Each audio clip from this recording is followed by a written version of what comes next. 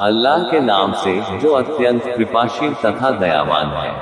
अन-नाज़ियात सूरह नंबर 79। शपथ है उन फरिश्तों की जो डूब कर प्राण निकालते हैं और जो सरलता से प्राण निकालते हैं और जो तैरते रहते हैं, फिर जो आगे निकल जाते हैं, फिर जो कार्य की व्यवस्था करते हैं। जिस दिन धरती कांपेगी, जिसके पीछे ही दूसरी कंप आ जाएगी, उस दिन बहुत से दिल धड़क रहे होंगे, उनकी आंखें झुकी होंगी। वे कहते हैं कि क्या हम फिर पहली स्थिति में लाए जाएंगे, जब हम भूरी खोखली अस्थियां हड्डियां हो जाएंगे। उन्होंने कहा तब तो इस वापसी में क्षति है, बस वह एक झिड़की होगी, तब वे अकस्मात धरती के ऊपर होंगे। हे नबी, क्या तुम्हें मूसा का समाचार पहुंचा?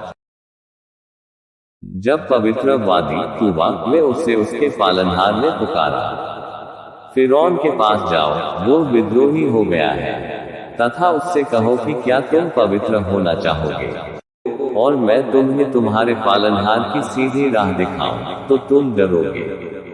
फिर उसे सबसे बड़ा चिन्ह चमत्कार दिखाया, तो उसने उसे झुठला दिया और बात न मानी। फिर प्रयास करने लगा, फिर लोगों को एकत्र किया, फिर पुकारा और कहा मैं तुम्हारा परम पालनहार हूँ। तो अल्लाह ने उसे संसार तथा परलोक की यातना में घेर लिया। वास्तव में इसमें उसके लिए शिक्षा है जो डरता है।